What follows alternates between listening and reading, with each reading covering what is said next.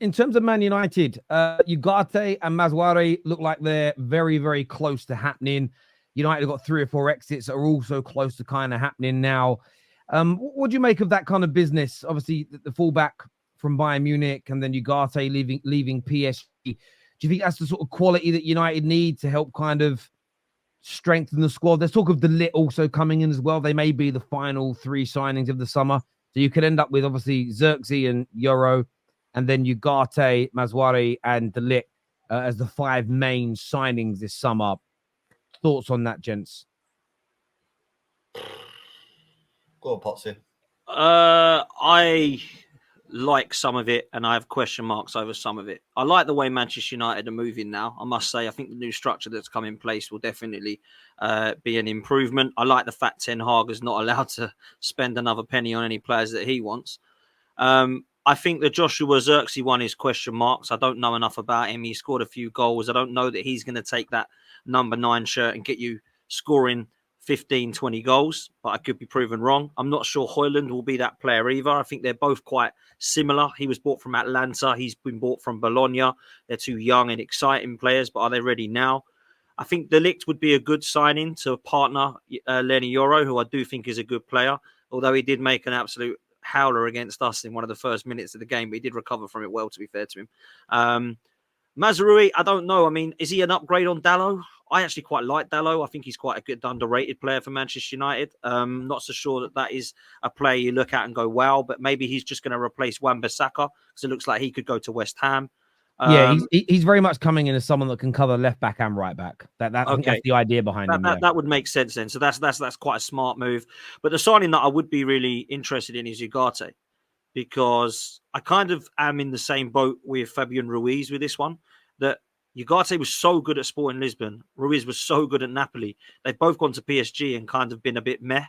And sometimes PSG does that with players, doesn't it? You kind of look at the player and you think, what's not happened there? Why have they not settled? Done that with a few players now. So I wonder if this one could be a really good bit of business for Manchester United. And I look at Ugarte and I think it's kind of what they need, in my opinion. A proper midfielder that's going to come in and complement Bruno Fernandes and Kobbie Mainoo, who I imagine will be playing alongside him. So I think you start to build them in your head, the Manchester United team. There's still a question mark on the right side of there's still a question mark on the right wing for me, and there's still a question mark at the number 9 because we don't know what we're going to get with Xerxes. But other than that, I think they're starting to build their 11 again. They've got a few squad players. I like the players they've got rid of, or they're looking to get rid of. Wan-Bissaka's, players like Lindelof, Harry Maguire, those type of players that they've had enough of. Varane, Casemiro, Scott McTominay, the list goes on. So I think they're doing the right things. It's going to take some time, but I honestly believe the Man United structure will take you back to the top. I really do. I think that they're footballing men. And I hear good things from City fans about Barada. I hear good things about Wilcox. I hear good things about Dan Ashworth. So you've got the right people involved, man. And people that say that Man United won't get anywhere because Ten Hag. If Ten Hag is like too many points off of Champions League football by Christmas, they'll just pull the plug and get rid of him, mate. They will. They'll just go, see you later. They've got no loyalty to him. They are trying to run a football club and win things. You know, they want to take you back to the very, very best. So I think Man United are slowly but surely going to get there. That wouldn't be a bad window. I wouldn't say it was an outstanding one, but it's a good one, I would say.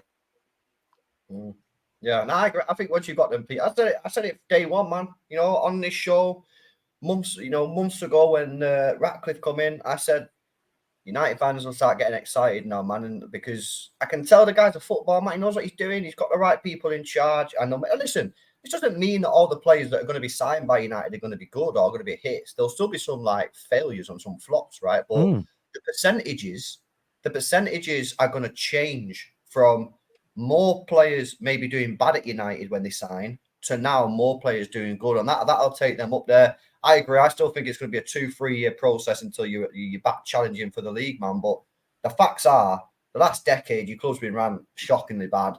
You know what I mean? The people upstairs don't know what they're doing. You know, money has just been wasted. And now I think it's going to start going in the right direction. I think Mazraoui is a good sign. If you get that over the line, that'll give you some really good cover.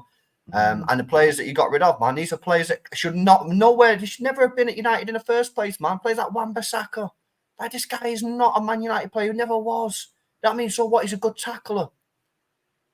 Man United shouldn't be a team that needs to do a lot of tackling. They should be dominating the ball, dominating possession. Well, this is why, yeah. talking. This is why I think, like, when people speak about my club and speak about Kyle Walker and go, oh, well, hang on a minute. If Kyle Walker leaves, are you going to really struggle when you've not got the ball? Yeah, but we dominate the ball. We usually have 65, 70% possession, and that's what United should have done. So finally, people at United now are starting to use the brain and start to make progress, but it's still going to be a couple of years away until you're challenging for the title. No, I agree with it being a few years. I mean, you never know. You could have that anomaly. It could all click. But I doubt it. One of the really good reports I read today. I mean, I don't like the word that's being used. It feels like the buzzword at the moment, the word aura.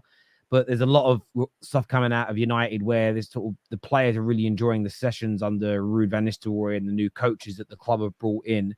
And I like that. And we even in the games we've played, I can see new things. And it's only slight adaptations. You know, we're still similar shape, but we're better out of possession. There was some of the sort of one-touch, two-touch football against Arsenal that I was impressed with. We still need more signings, and I like the 3 remaining signings that we're looking at in terms of you need someone who's going to come in as a backup. We want a backup fullback at this particular moment. Someone like Maswari fits that. I understand people saying they like a different player to Delo, like someone like an AWB that can comes in and when we have to be more defensive. But we do also want to develop a style of football. You're right, LB, where we're not going, right, today is the day Delo you're dropped and we're going to bring in one AWB because we're going to be pinned back and he's going to have to defend for 95% of the game. We want to advance on that. I like Ugarte. I think he played. I like what he is. And you're right, he didn't have the greatest time at PSG, but we've seen that happen to other people in the past. So I'm not writing him off just yet. And De Ligt, kind of similarly to him, I still think there's a really decent player in there. Do I think he's one of the best in the world, £100 million centre back? No. But at 38 million, which is the likely price we're getting him for, I think he's going to come in and do a decent job. There's one player then I would like to add. We've seen it all in the comments. You know, there's talk of McTominay leaving. Let's see, AWB is going to go. Lindelof looks like he's on his way out. There'll be a few more. Sancho will probably leave as well. I feel like that's a really good summer from us, but there's one player that's linked to us. If we could add, or a player of his quality, is Zubimendi. If you added a Zubimendi midfielder in with everything else, then I think it almost fixes some areas if the players are successful. In the sense of, at the moment, if Lissandro gets injured, forget Lenny Euro, he's 18. Lissandro gets injured, our ability to play out from the back is damaged loads. If Delo gets injured, at the moment, we bring in AWB. The technical on the ability on the ball deteriorates dramatically. Luke Shaw goes out injured. We have no other left back at the football club. If Mainu gets injured, who has got the technical brilliance on the ball in our central midfield to be able to help us? So it's almost, I like all the signings because Lenny Euro and De Ligt enable us to play out from the back. Maswari is very, very good on the ball. But in midfield, I like Ugarte. I do think you need a play. Look, he's decent in possession. This myth has gone about that he's terrible on the ball. You know, I had an Arsenal fan show me all these stats. Oh, look, he's bad at this, bad at that. And then I went and same website, went and run all the same numbers against Declan Rice, and his forward pass completions better, more forward passes per game, long ball completion better. Now, I'm not saying Declan Rice is rubbish, but I think they're similar in the sense of they're good on the ball. They're not Xavi or Iniesta. They're good footballers on the ball. But I think we need someone like a Zubimendi as well. And then I would look at it as I don't think he wants to leave Hotel, does he, Zubimendi? No. And it may not be Zubimendi individually, but someone that's just better on the ball. There's talk about Fofana as well, but I think he may end up going to AC Milan. I'd like just one more. Then as we get to 5-6 players. Rabiot. Yeah. Well, but listen, Rabiot's one of those names where I actually think Rabiot just has really bad press. Because whenever I watch him play, I'm always quite impressed. A lot of people don't like him, but I watch him for France at the. Yeah, I mean, I just think he's all right, but I don't want any more than 5 or 6 signings just because integration. I think it takes time to integrate, get everyone used to a new country, get everybody ready, and then it's the following summer where you go again. You start signing 7, 8, 9, 10, you can often cause more problems than you fix. So, look, I'm happy with that window so far. I just want to probably now see a few of these deals speed up, a couple more come through. Because our season starts, same as yours, City, it starts a little bit sooner with the Community Shield. And I don't look at it as a trophy per se, but I do look at it as a game I want to win. I don't just look at it as a meaningless friendly. I do think this, because I always look at it this way. The games where the goals count, they actually go on your record. those games matter. Do you know what I mean? And I'd like to start the season off by beating City. One, they're one of our biggest rivals, and two, just give ourselves a bit of a boost before the campaign begins. The biggest problem we've had 2 years running under Ten Hag is our start to the season has been dreadful, and we've had to try and play catch up. It'd be so nice this year to play first 5, 6, 7 games and have 5 wins, 6 wins, a draw, no losses. Maybe I'm being overly ambitious here, but I'd love a record of that kind of level because it gives you a foundation to grow from. So, yeah, I'm happy at the moment. I'm not blown away. I'm not sitting here thinking we're going to be winning the league title in a year or two, but it's weird as a United fan. I've got very little to complain about, which is weird. Like normally there's a lot to, we're looking at building a new 100,000 seater stadium.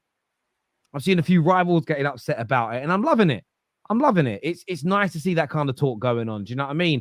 100,000. I mean, we've been one of the worst run teams in the country for the last decade, pound for pound, and we still have the most amount of fans watching us. Can you imagine a well-run Man United if we get back to competing properly again? Imagine your club having to come play at a 100,000 seater stadium with 90,000 home supporters screaming at you. It's going to be a hard place to go. If the football gets better, it'll be a horror. Yeah. It will.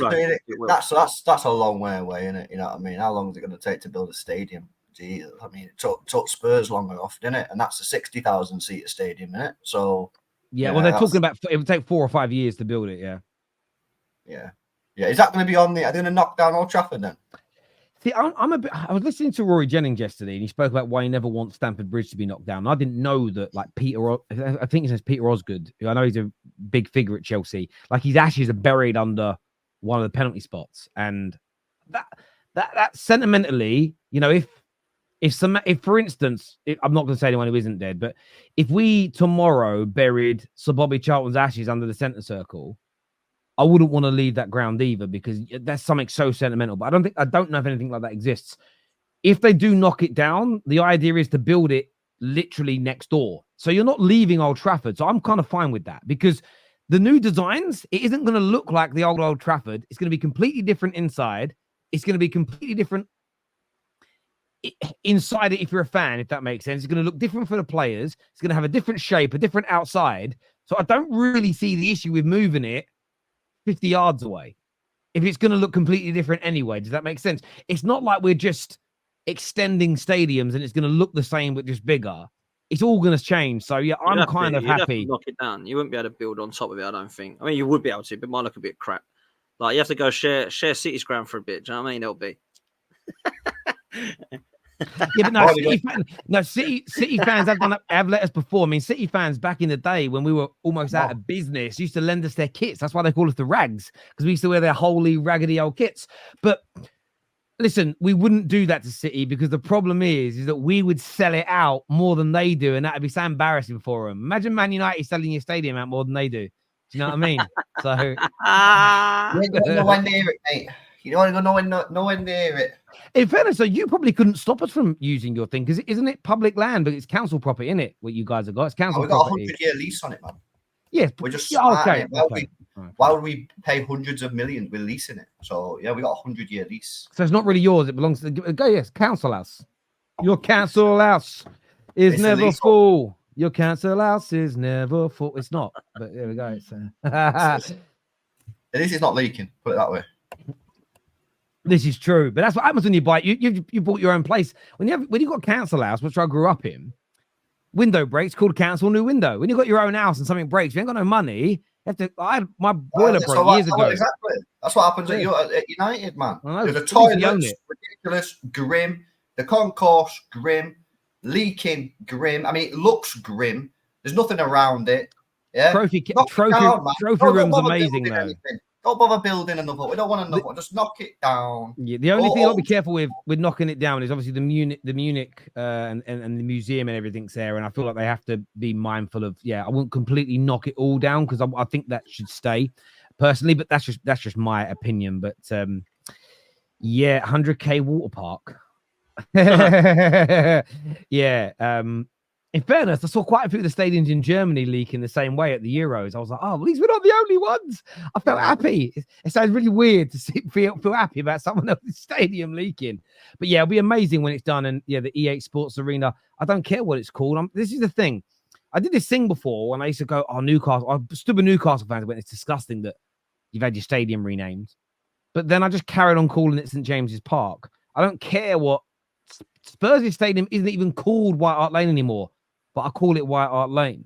So the only reason I suppose a Highbury, I didn't call it. It's not a Highbury anymore. They literally moved location. Stratford as well, because West Ham, they literally left East Ham, Upton Park, and they moved to Stratford. So I kind of get it, but we're not. We'll still be there, same location. But there we go.